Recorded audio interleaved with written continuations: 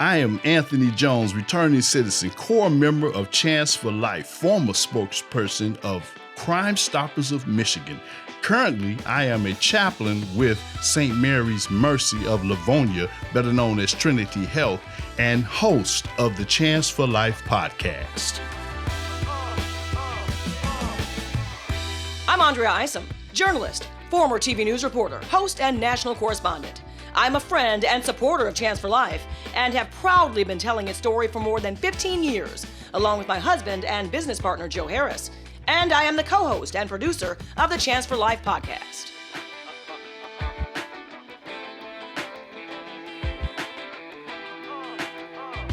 So a little bit about your story so we can figure out how you flipped. So basically, I had a drug problem. And I had a good job on top of that. I was a denture tech at the time.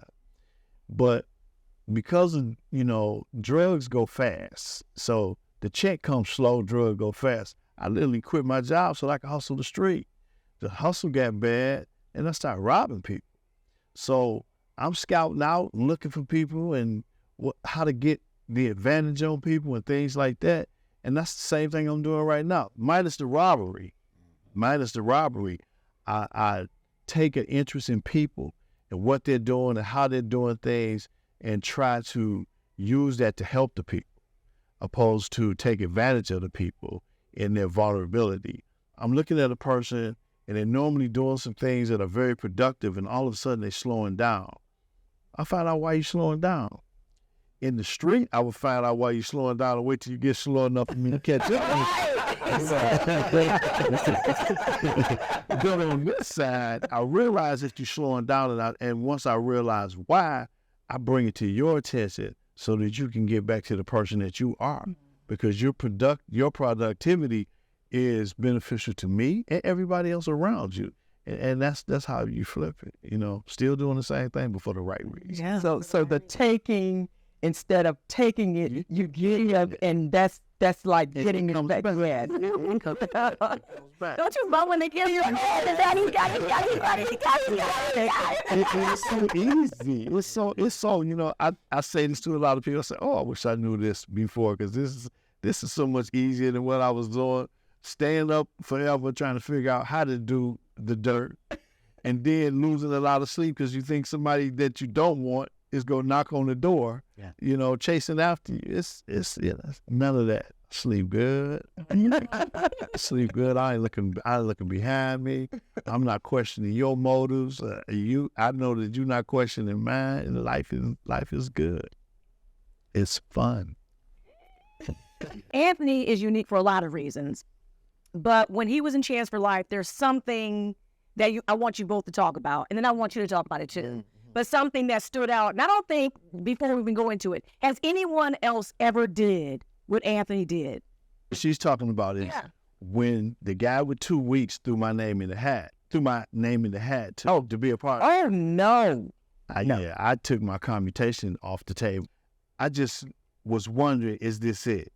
Yeah. Okay. Is this it? Because I had a lot of things that I had incorporated into my life, because I never was trying to get out of prison. Well, in the beginning, I was going through long books like crazy. But after that, I realized I have an outdate. I've exhausted funds that my family really didn't have to appeal and all of that stuff.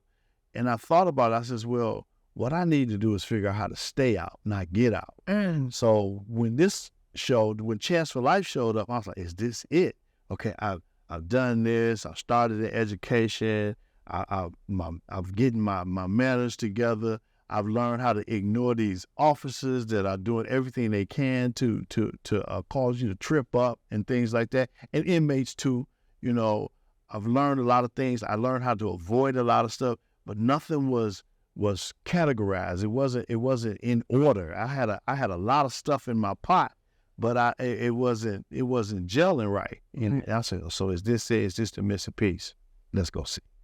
And then when I realized that this could be the missing piece to help me get all of my little isms together so that I could not come back to the penitentiary ever again, my commutation was about 6 or 8 months old. I'm not sure, because you just submit it to the warden, and that's what you want to do. And you wait and you wait and you wait. And then the process of waiting, Chance for Life showed up. And I said, oh, they took about 24 months to do this. And if I get granted this commutation, I'll be out as quick as they can change my paperwork. I was like, I got to go write the warden a letter and tell her, I changed my mind. I'll just wait. You know, so opposed to a chance of getting out as quick as they could say yes to doing 4 more years, I took the 4 more years. And I have to admit, I told Anthony, I said, Anthony, you crazy. You did say that. Staying here, yes. Yeah. I say, you should get out and come to us on the outside. But Anthony knew himself better than I did at that time. He said, no, I'm not going. I'm going to stay. I said, well, okay. I said, but I didn't really believe him, but he stayed. 4 years, 4 years. That's a long time. It's not like 4 months or 4 years, Mr. Adams. 4 years. Well, let me just say, the commutation was a crapshoot anyway. I know. But still, anybody that had a chance would have gone that way. You know, both and see which one come up first. Yeah, but he just made a decision. No, this is what I'm going to do. But let me tell you what that bought him. People watch you. Mentors, you know, you don't select your mentors. Mentors select you. So, as I said in the beginning, you sit back, you watch people, you watch what they do. And based on what they do determines how much of yourself you can put behind them and to support them. So when Anthony came out, Anthony has always tied into us as a sounding board for support. He never broke that cycle. And then when we advised him, he listened and he moved in that direction. And he made some very hard decisions.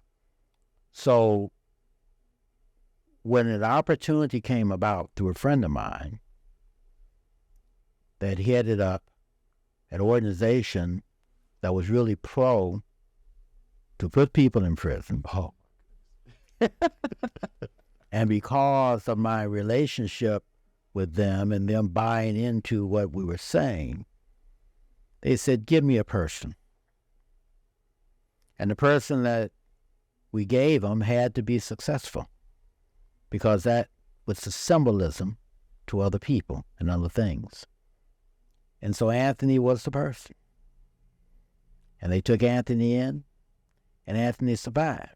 Now, you have to deal in an organization whose culture at that time was not about let them out, but lock them up for the things that they've done. And you had a major network that supported that. And now you have a president that's putting himself on the line saying, we're going to hire one of these individuals to come into our organization. Well, when a president does that, this person has to be successful, which means they have to deal with different personalities. They have to deal with the politics of what's going on. At the same time, they have to go back and deal with the humanistic factors of people that have been hurt by people like themselves who have served time. And they have to obtain trust of those people to support them. And then they have to go back into the institution and deal with some of those same wardens that incarcerated them in the institution and to treat them as a peer, okay? So what that bought him was the trust that we have to pass on to somebody else that was trusted in us to give them the right person to move forward. And look where he is today. I mean, he's not only did that job and did it from an exemplary standpoint. Absolutely. And we were always able to sit there and tell people, you see those Crime Stopper stuff go throughout the prisons and so forth. You know, that's the guy that's done that. We've been able to put him on boards. And he sits on boards with judges, you know, with major individuals, major players, and he's successful and he's treated as an equal with those individuals. They don't think about him. In fact, they made, other than the factors of the initial application, most of them probably don't even know he's a returning citizen. That's right. So they don't know that. So when we think about while I was sitting in that office, holding that position down, I had the responsibility of putting together a meeting. Well, let's say this: we used to meet on the phone every other month. Get all of these Michigan Department of Correction heads together, assistant wardens, inspectors, lieutenants, and all of those that are in key positions that were overseers of the program, the Crime Stoppers program. So I had the assignment to pick a venue for everybody to meet face to face. So we pick a spot, we all go to Lansing, and we got all of these guys here, and I'm facilitating the program. And it was so hard for me to keep a straight face. When officers come in, they come in red tag, green tag, black tag. Red tag, probationary period. Green tag, you advance to a trial period. And the black tag, you officially in. This guy came in as a red tag, and I trained this guy. He's an inspector now, Yeah. And I'm sitting here facilitating a meeting, with this guy in Lansing. I was like, but God. But God. Yeah. I was just trying to say. But God. Yes. But God. He says, I remember you from somewhere. Did you tell him, man? Yeah, I did. I said, yeah, I remember when your daddy told me to keep an eye on you when he was a red tag. And then it came right to him. But he was a pretty decent guy then and now. So was he. Yeah. And I'll tell you another story about the same organization is that Jessica wanted to put together a piece, this victim offenders piece, and I don't even remember what the original, concept to do, but the Michigan Department of Corrections does not let you go in to be face to face with your victim. So what was put together was a program to go in where we could have people that had been victims or the mothers of people as their victims. Yeah, the mothers. Only mother. Yeah. And we would take them in and put them in with people that have committed crimes and used same murder, type the of same type of crime. Yeah. And you had Anthony facilitating that whole process along with the president of Crime Stoppers and Jessica and myself. And it was just an amazing program. But again, people don't necessarily realize who's putting something together and judge them by their background. They judge them about how they're communicating with you, what their empathy is with you, and so forth. And that's how you establish and garner that. And he would pick people up and he would drive people to the prison. Yeah. Have in detailed conversations. I'm like, you want to say something? Yeah, I just wanted to add in there how that started is that a lady asked me, she said, why don't Chance for Life help victims? And I say, we do. But we help the victims because we can't help victims if we don't help the offenders. Absolutely. We can, I say, I think that's how God got it set up so that everybody get healed in the process.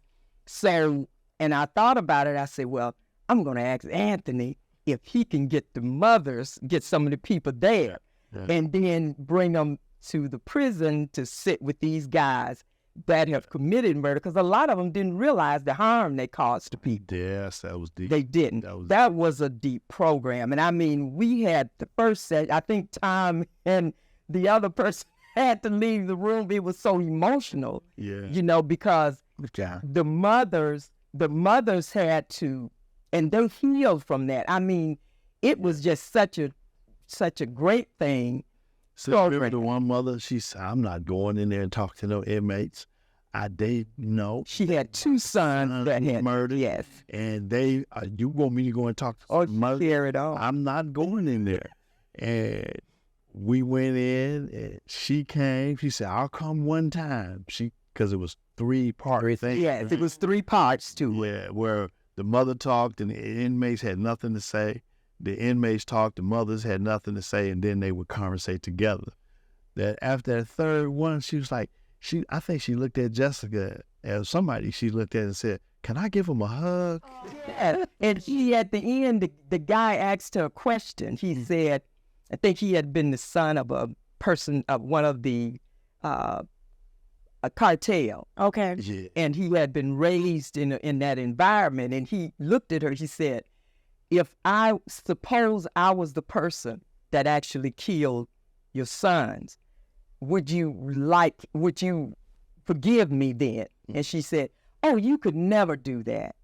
You know, and that's how she accepted it. Yep. She had, just bonded with all these people. And the healing came from both ends. And these men sat there and they cried and they told me, if you ever tell them about it. And I named facilities. We went to several. No, we went to several. Yeah. But they sat there and cried. I mean, these were the gangs Tough of guy. days, Yeah. but it worked. And that was one of the most powerful programs that Chance for Life presented. So Chance for Life is different for a lot of reasons that people just don't know. It's just us and the guys that was back there with us then. I heard from That those understand. mothers about 2 or 3 weeks. Did you? Yeah, yeah. Oh, I would love to have one of them come here. Oh, God, you can help us. When Jessica talks about healing, like everybody heals in this. The point is that for everybody to heal. How about your healing? My healing was in realizing that I was hurting people. And then Chance for Life gave me an opportunity to go deeper into helping people. Like I said, I was already known for being the one that's Bible thumping, carrying the word or whatever. They gave me an opportunity to go deeper into helping people, teaching the classes of the learning how to do the board and helping the guys to navigate through that. They were coming in behind me and things like that. That was my healing process right there, because I know I hurt a lot of people, I hurt a lot of people, not necessarily physically, but to understand the trickle effect of how robbing one person, okay, first of all, you're taking everything they have. Okay, so now they have nothing to work with, and you don't know if that person is living from check to check. You don't know if that business is on their last leg. You don't know what their background is, and then you do something like this to the person. You take everything they have, and it could have the actual person that got robbed could have survived. Yeah. And made a comeback. But because the kid didn't get a chance to go to the prom or whatever it was that the money was for, they become me. Yeah. So that was what my healing was. I get a chance to help people. Crime Stoppers, you got there, the tone changed. And I think it's because of what changed in here and in here, because you could feel that and see that. And the families could see that and feel that. I did the part that I was supposed to do in that. The posters, the flyers, the information, cooperating with the police to get things in order for that purpose. But my focus was on the victim because of what I did to people. So I made sure that they got everything that was offered to them. I made sure that they understood how to utilize it. I made sure that they understood. Everybody fought me tooth and nail with this, but on my business card, I put my own personal phone number so that they could always get in touch with me, even if they weren't talking about setting up the meeting or the press conference or this, that, and the other. But some people just want to cry. Yeah. Yep. Some people just want to complain. Yes. Okay, complain. You was hurting. You was hurting. Period. Because I understand, I hurt people. So my focus was to help. Period. That's how I heal.